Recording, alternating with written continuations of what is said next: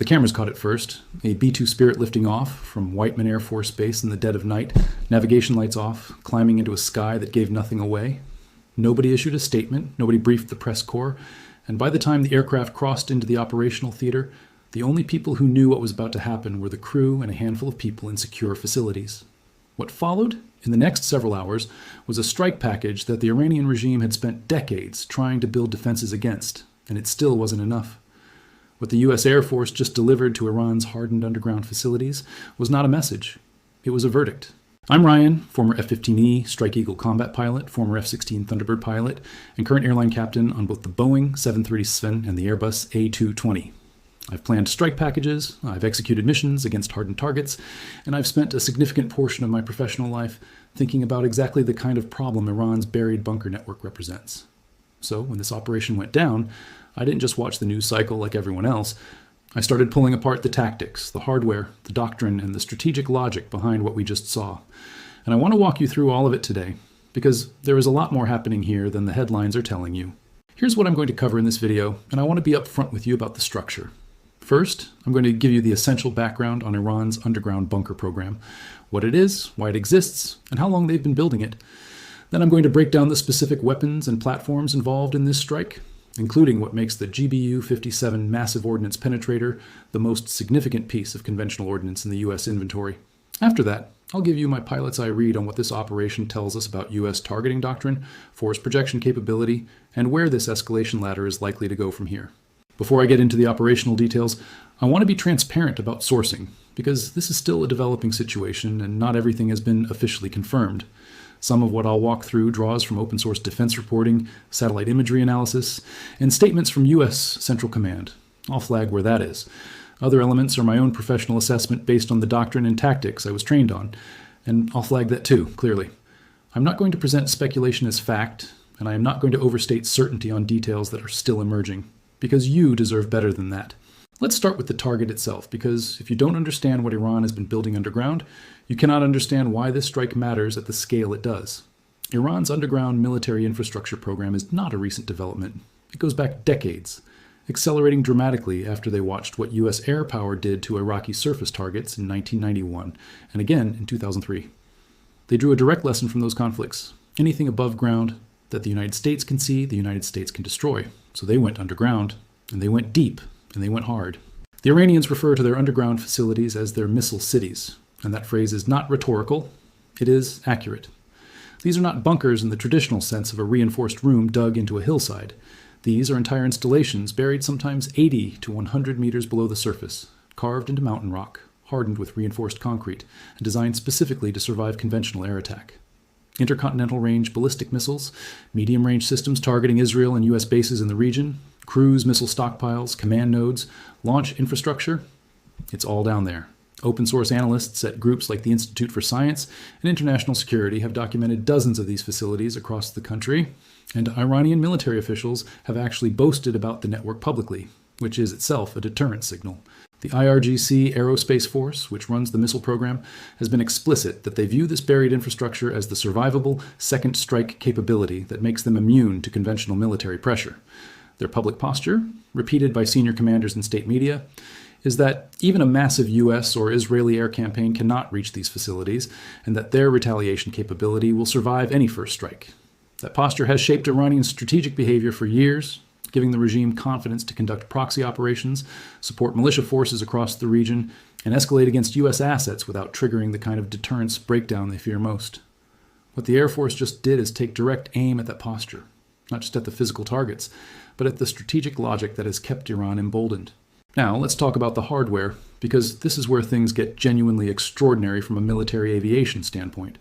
The primary weapon employed in this strike, and I want to be clear that this is based on reporting and official confirmation, not speculation, is the GBU-57 B Massive Ordnance Penetrator, which the targeting community refers to simply as the MOP.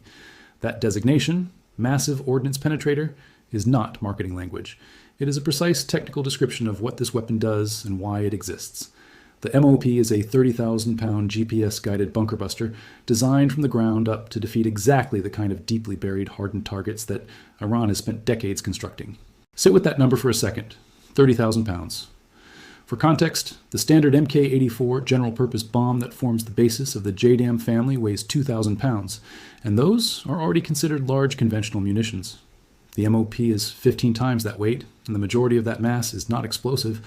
It is a dense steel penetrator body engineered to bore through rock and reinforced concrete before the warhead detonates. Independent assessments, including from the Air Force Research Laboratory and open-source defense journals, have suggested the MOP can penetrate approximately 60 meters of reinforced concrete or 40 meters of moderately hard rock before detonation. And those figures are for a single weapon on a single pass. There's only one aircraft in the world currently certified to carry the MOP, and that is the B-2 Spirit stealth bomber. Each B-2 can carry 2 MOPs in its internal weapons bay, which means a single aircraft arriving over a target can deliver 60,000 pounds of penetrating ordnance in a single pass with a radar cross-section roughly equivalent to a large bird. The combination of that stealth signature and that payload is genuinely unique in the history of air power. There is no peer capability in any other air force on Earth right now, and that matters enormously to the strategic calculus here. When Iranian air defense commanders look at their radar screens and see nothing, they have no way of knowing what is about to happen until the impact sequence begins, and by then, there's nothing they can do. I want to flag something important here about the reporting on the number of aircraft and the number of sorties involved, because the accounts I've seen vary. And what appears confirmed is that multiple B-2s were involved and that the strike targeted more than one facility, but I would take any specific sortie counts or precise target lists with a grain of salt until we get official BDA, battle damage assessment, from CENTCOM. What I can tell you professionally is that a strike of this nature against a network of hardened targets would require careful sequencing, deconflicted airspace, and likely ISR coverage before, during, and after each weapons release. This is not an improvised strike. It is the product of months of planning, target development, and rehearsal, and you can be certain the intelligence community has been working the target folders on these facilities for a very long time. Let me give you a pilot's eye view of what the actual execution of a mission like this looks like, because I think it helps ground the strategic picture in something more human. When a B-2 crew is assigned a MOP mission against a hardened underground facility, the planning process starts with a target folder that includes everything from the geological survey data about the rock composition to the specific coordinates for the aim point that gives the weapon the best probability of reaching the target depth before detonation. The weapon is not simply programmed to hit a building. It is programmed to hit a very specific spot on a very specific vector, so that the penetrator body angles through the least resistant path into the structure below. The physics of all this, the deceleration rate, the fuse delay, the depth at which the warhead fires, all of it has to be precisely calculated for each individual target. The B-2 crew on a mission like this is flying a very long route. Whiteman Air Force Base in Missouri to the operational theater and back is a transit that can run into the double-digit hours, even with aerial refueling, which is required. The crew is in direct communication with a strategic command node throughout the entire flight, which means the mission can be recalled or redirected right up until weapons release. Once the weapon is off the rail, the physics take over, and that 30,000-pound penetrator is committed to its terminal profile. From weapon release to impact is not a long time, but I promise you those final seconds are the ones the crew feels most acutely. Now I want to be fair and balanced here, because there are legitimate questions being raised in the defense analysis community about what the actual effects of this strike are, and those questions deserve honest engagement. The MOP's penetration figures are based on models and testing against constructed targets, and real-world geology is always more complicated than the test range. Some facilities may be deeper than the MOP's maximum penetration depth, built into rock formations that are significantly harder than the standard assumptions, or designed with multiple blast doors and internal hardening that limits the effect radius even when the weapon reaches the internal spaces. I want to flag those as genuine limitations, not to undercut the significance of what was achieved, but because honest analysis requires acknowledging what we don't know as clearly as what we do. What I can say with high confidence, based on professional experience and publicly available doctrinal literature, is that even a near miss against a hardened underground facility causes significant structural damage through ground shock propagation. When a 30,000-pound weapon decelerates to a stop somewhere inside or adjacent to a reinforced structure and detonates, the seismic effect on the surrounding rock and concrete is enormous. It doesn't have to reach the equipment room to render the equipment unusable. Precision guidance systems, launch infrastructure, and communication nodes inside these facilities are extremely sensitive to vibration and overpressure, and even indirect structural damage can put a facility out of commission for months or longer.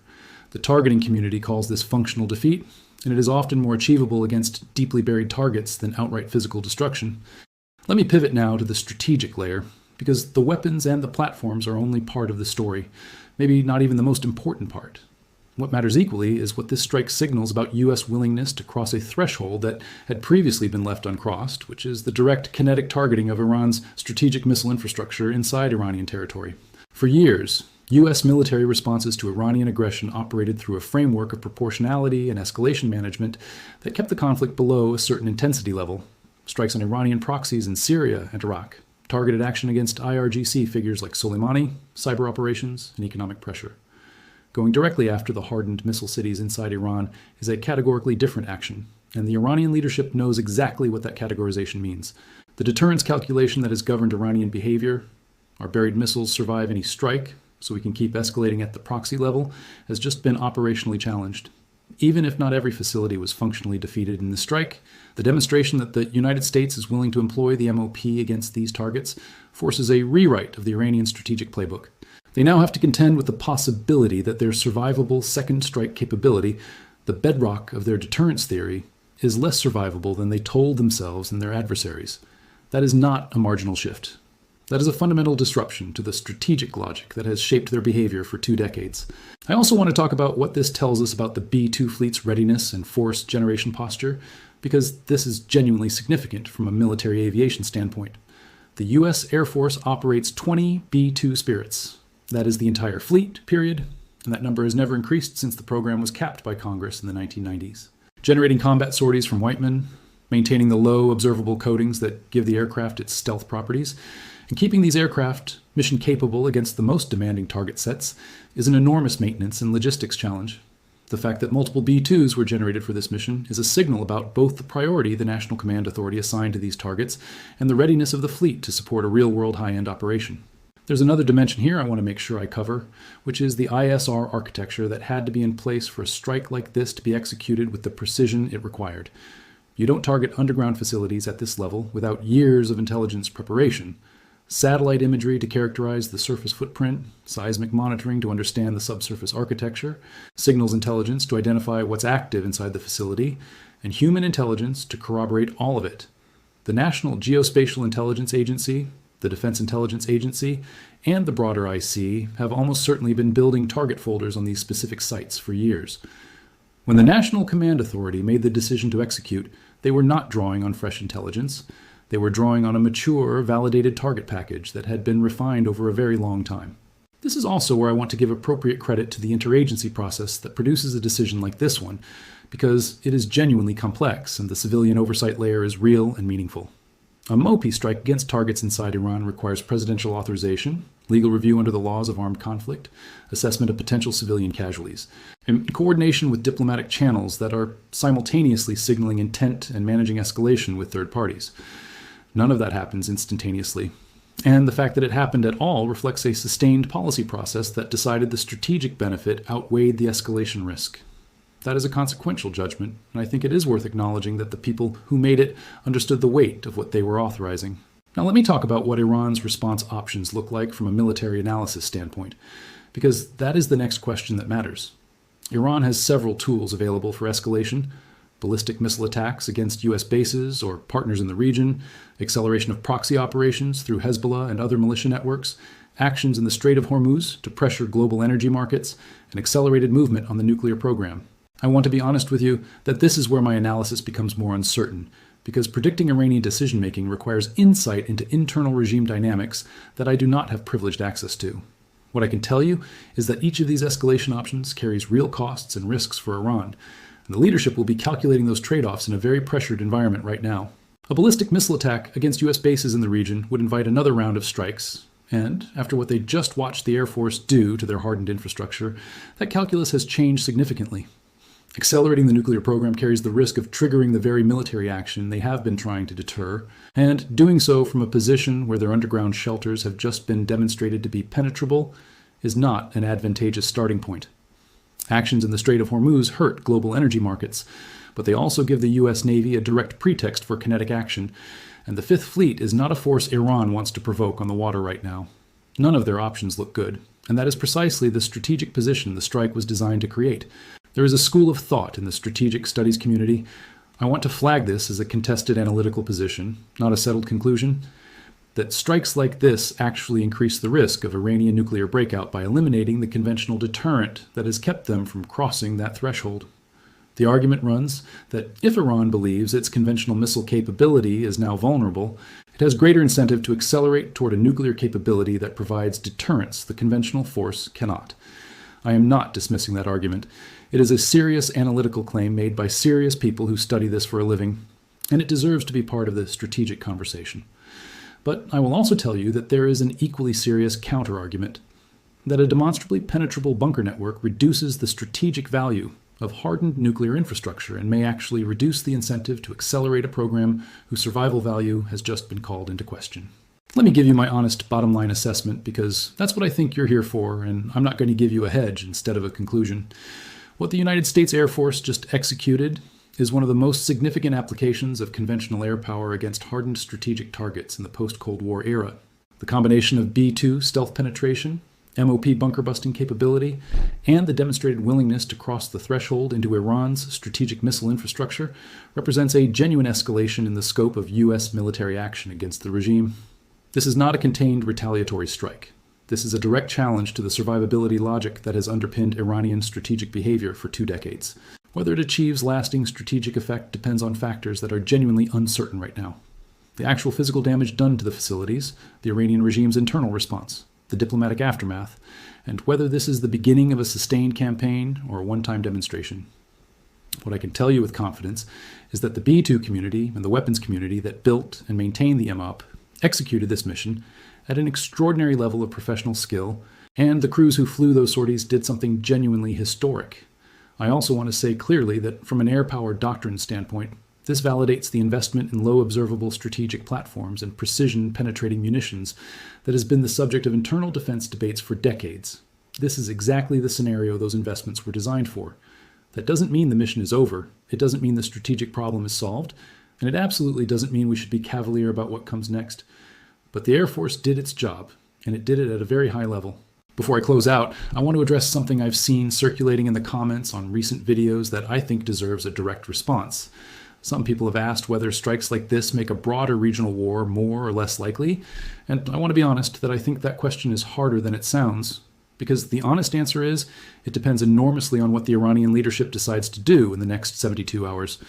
If they respond with a major ballistic missile salvo against U.S. assets, the escalation ladder goes up very fast, and I would not want to predict where it stops. If they absorb this strike, assess the damage, and move into back-channel communications designed to establish a new deterrence equilibrium, the risk of broader conflict may actually decrease over time. What I do think is clear is that the United States has communicated something unambiguous about its willingness to use its highest and conventional capability against Iran's most protected strategic infrastructure. That signal has been received by every military planning staff in the region, in Riyadh, in Tel Aviv, in Ankara, in Doha, and it will reshape threat assessments and deterrence calculations across every one of those capitals. The B-2 is no longer a theoretical threat to Iranian hardened facilities. It is a demonstrated one, and that demonstration has a shelf life that extends well beyond the immediate aftermath of this strike. For better or worse, the strategic environment in the Middle East changed in a meaningful way in the last 48 hours, and we are all going to be living with the consequences of that for some time. Here is what I want you to take away from this video, because I think there are a few things worth internalizing beyond the immediate tactical picture. First, the investment in low observable platforms and penetrating munitions like the MOP was not an abstraction. It was a strategic hedge against exactly this scenario, and it paid off operationally in a way that is going to reverberate through defense planning discussions for years. Second, Iran's city of missiles. So a concept, which they marketed publicly as an invulnerable deterrent, has been operationally challenged in a way that should force a serious reassessment of its survivability assumptions going forward. Third, the willingness of the National Command Authority to authorize this level of force represents a policy decision of real magnitude, and how the follow-on diplomatic and military management is handled matters enormously to what happens next. I also want to make sure I flag a few things I genuinely don't know, because intellectual honesty about the limits of what I can assess from the outside is part of what I owe you. I don't know the precise depth at which each weapon detonated, and without that, I cannot make a confident claim about the functional status of the specific facilities targeted. I don't know whether the strike package included follow-on ISR collection that has already generated a BDA assessment, or whether that process is still ongoing. And I genuinely don't know how the Iranian Supreme National Security Council is framing this internally, what communication has happened through back channels, or what the next 72 hours of Iranian decision-making actually looks like. What I do know is that this is one of the most significant military developments in the region in years, and it deserves serious, honest analysis rather than either triumphalism or catastrophizing. The Air Force executed something remarkable. The strategic stakes are genuinely high, and the situation remains fluid in ways that require continued attention. I'll be back with an updated assessment as more confirmed information becomes available, and if the BDA starts coming in with specifics, I want to do a dedicated breakdown of what it tells us about the MOP's real-world performance against these target types. There is a lot more to unpack here, and I don't want to rush past the strategic details just because the news cycle is already moving on. I want to hear from you in the comments. Specifically, I want to know what you think the Iranian response is going to be in the next week. Are they going to absorb this and recalibrate? Are they going to escalate through proxies? Or are we looking at direct Iranian military action against U.S. assets? Drop your read below. I genuinely want to see where the community lands on that question, and I'll try to respond to the most substantive assessments directly in the comments. If this video gave you something to think about that you wouldn't have gotten from the standard news coverage, hit subscribe, because this kind of deep dive operational analysis is exactly what this channel is built for, and there is a lot more of it coming.